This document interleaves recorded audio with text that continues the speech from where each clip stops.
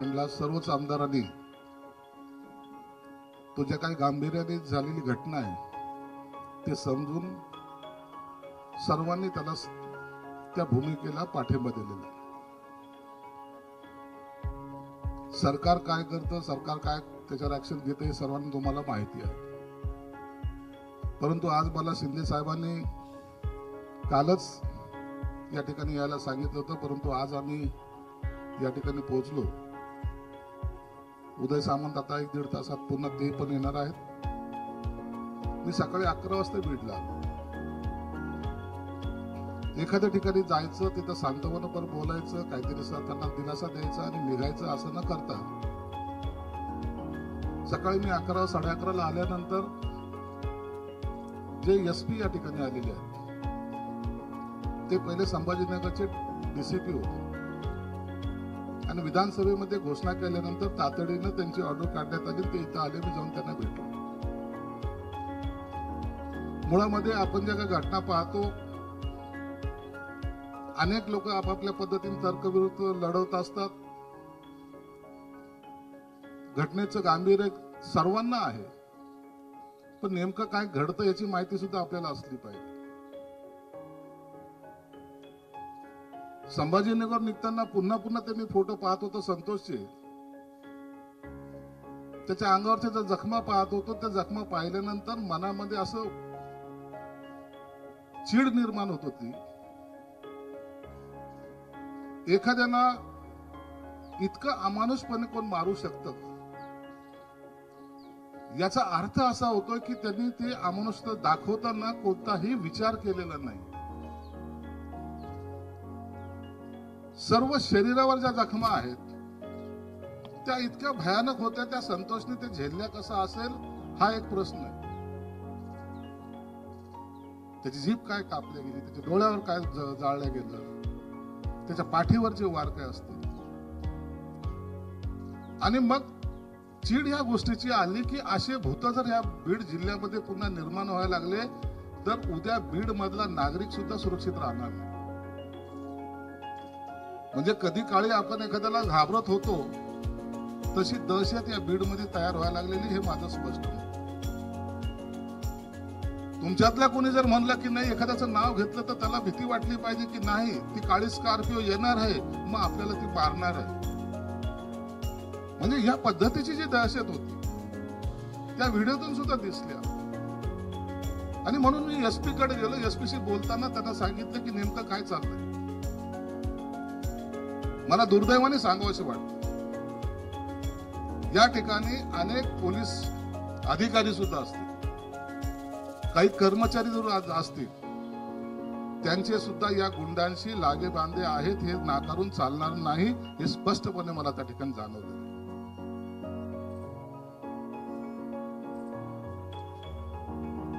मी एसपीला बोललो, पहिलं जर काही नीट करायचं असेल तर पहिलं डिपार्टमेंट नीट करा. गुंडाला मारणं किंवा गुंडाला अटक करणं किंवा गुंडाचा सगळा त्याला शिक्षा देणं हे भाग आता करूच करू, परंतु त्याचे जे पाठीराखे आहेत बाकी तर सोडून द्या. परंतु जेव्हा डिपार्टमेंट मधला माणूस त्याला जर सहकार्य करत असेल तर ते सर्वात खतरनाक आहे. काय भावना होती लोकांची, काय बिघडवणार आहे आपण त्याला जर अटक केली तर पोलिसच अटक करणार आहेत आणि पोलिसच त्याची देखभाल करणार आहेत, पोलिसच त्यांना पुन्हा सांभाळणार आहेत आणि काही दिवसांतर बाहेर तोच येणार आहे. मग आपलं काय होईल. हे जे वातावरण या बीड जिल्ह्यामध्ये झालेलं आहे ना, कधी काळी बीड गडचिरोलीला एखादा नक्षलिस्ट जर एखादा काम करत असेल तर त्याला नक्षलिस्ट म्हणून आपण त्याच्याकडे टार्गेट केलं जातं. पण बीड मध्ये इतर अनेक धंद्यामध्ये जे लोक गुंतलेले आहेत ना, कोणते कोणते धंदे आहेत सर सर्व बीडच्या लोकांना माहिती, काय काय धंद्यामध्ये कोण कोण गुंतले आणि किती त्यांची दहशत आहे. मी एसपीना तेच बोललो की तुम्हाला एक चॅलेंजिंग जॉब दिलाय. देशमुख असं व्हॉट्सअपवर आलं, कोणी कोणाच्या याच्यावर सही केली याच्यावर काही अवलंबून नसतं. हा जो मेसेज पास करण्याचा प्रकार आहे ना, आम्ही जेव्हा या ठिकाणी आलोय तर आम्हाला त्या पद्धतीने सांगण्यात आलेलं आहे की तुम्ही जाऊन वस्तुस्थिती पाहून तातडीने काय करायचं ते मी करतो म्हणून सांगितलं एकनाथ शिंदे साहेबांनी. म्हणून आम्ही इथं आलोय, उगाच तरी सांत्वना द्यायला नाही आलो. जे काही करायचं ते आपल्याला कोणत्या पद्धतीने करायचं त्याची दिशा ठरवण्यासाठी आम्ही आलेलो आहोत. एसपीला सांगितलं, एसपीला काही नावं सुद्धा मी दिलेली आहेत. त्यांनाही सांगितलं की इथं काय घडतं, कोण कोण आहेत, कसे कसे आहेत. आज त्यांनी 11 वाजता क्राईमची बैठक घेतली. क्राईमच्या सर्व लोकांना बोलवलं होतं. ते सर्व त्यांच्या मीटिंग मध्ये काय झालं ते तेच जाणवत. परंतु एसपीने सुद्धा मला आश्वासित केलंय की साहेब ह्या 2-4 दिवसामध्ये सर्व आरोपी अटक होतीलच, ही गॅरंटी मी तुम्हाला देतो. होऊन काय होणार आहे, माझी बदलीच होईल, आणखीन काय होईल, पण मी आरोपीला अटक केल्याशिवाय राहणार नाही असं एसपीने मला ठामपणे सांगितलं. मी त्यांच्यावर विश्वास ठेवतो, कारण की त्यांनी माझ्याकडे काम केलेलं आहे. त्या अधिकाऱ्याला सुद्धा तुम्ही सर्वांनी सहकार्य करा. चुकत असेल त्या टायमाला माफ करायचं नाहीच आहे. संतोषचं घराचं वर्णन येताना मी ते गाडीमध्ये ते सगळा व्हिडिओ पाहत होतो. घर काय, त्या घरचा काही लोकांनी व्हिडिओ काढलेला आहे. कुठं देव घर आहे, कुठून गळतंय, कसे ते बसायचे, कसे उठायचे, हे सर्व झालेलं आहे. परंतु पैशाची मस्ती आणि राजकीय ताकदीचा जो वापर या ठिकाणी झालाय तो अत्यंत भयानक आहे. एक मस्तीमध्ये फिरणारा माणूस देवेंद्र फडणवीस साहेबांनी अत्यंत विधानसभेमध्ये स्पष्टपणे सांगितलं, तो कोणी असेल, कोणत्याही पक्षाचा असेल, कोणाचा पाठिंबा असेल, पाठबळ असेल, त्याला सोडणार नाही म्हणजे नाही, हे त्याने दिलेलं एक शब्द विधानसभेमध्ये. मला वाटतं तुम्हाला काही दिवसात त्याची प्रचिती सुद्धा येईल.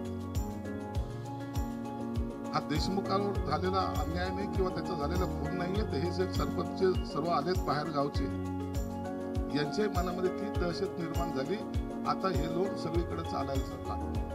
म्हणून आताच त्या आरोपीला शिक्षा झाली पाहिजे या मताचे आम्ही आहोत. मी मागच्या घटनेमध्ये सुद्धा सांगितलं, बदलापूरच्या घटनेतही सांगितलं होतं की अशा जे काही प्रवृत्ती असतात ना, त्यांना दिवसा ढावळ्या जरी मारलं तरी लोक त्याच्याबरोबर पेढे वाटतील, काही नाराज होणार नाही.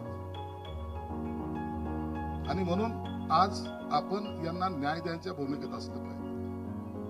कोण कोणत्या पक्षाचा, कोण कोणत्या जाती धर्माचा, कुणाची चलती हे कुणाची नाही चलती, हा विरोधी का सत्ताधारी, हा विषय आपल्या समोर नाही. आपल्याकडे माणुसकी म्हणून या विषयाकडे आपण पाहिलं पाहिजे. सरकार काय मदत करेल ते करेल. आम्ही सुद्धा देशमुख कुटुंबियाच्या बरोबर आहोत. त्यांना जी काही मदत आहे ती आमच्याकडून पूर्ण केली जाईल. पक्ष म्हणून आम्ही त्यांना मदत करणार आहोत. ती मदत थोड्या वेळात उद्या सामंत येतील, ते मदतही करतील. परंतु ह्या घटना बीडमध्ये जर घडल्या, आताही बीडमध्ये कोणताही अधिकारी जर त्याची बदली झाली तर तो म्हणतो बीड सोडून महाराष्ट्रात कुठेही द्या. हे चित्र या बीडचं आहे. आम्हाला तुम्ही गडचिरोलीला टाका, आम्हाला तुम्ही कोणत्याही ठिकाणी टाका, पण बीडमध्ये नोकरी करायला नाही म्हणतात. कारण की बीडमध्ये वातावरण एवढं खराब आहे. आलेल्या अधिकाऱ्यांनी कसं राहायचं हे अधिकारी ठरवत नाही, तर त्यांचे पुढारी ठरवतात. असं जे काही चित्र निर्माण झालंय ते बीडसाठी चांगलं नाहीये. 4 लोकांमुळे बीड नाहीये. बीड हे सर्व लोकांचं आहे. त्या लोकांनी हे बीडचं राजकारण बदललं पाहिजे. मला संतोष सारख्या एक सर्वसामान्य माणसाचं 15 वर्ष सरपंच राहणं सोपं नाहीये. आणि एखादा माणूस जेव्हा असा तळमळीने काम करतो आणि त्याच्या अंगावर वार घेऊन तो आपली यात्रा संपवतो, मला वाटतं त्याच्यासारखं दुर्दैव महाराष्ट्रात कुठे पाहायला मिळालेलं. म्हणून सरपंच तुम्ही सर्वजण आलेला आहात. निश्चित या सगळ्या गोष्टीची मी तातडीने शिंदे साहेबांना सुद्धा सांगणार आहे, फडणवीस साहेबांना सुद्धा सांगणार आहे. अजित दादा आले, त्यांना सुद्धा याची सगळी जाणीव झालेली आहे. एक लक्षात तुम्हाला सर्वांना माहित आहे, शिंदे साहेबांना आम्ही जे काही सांगू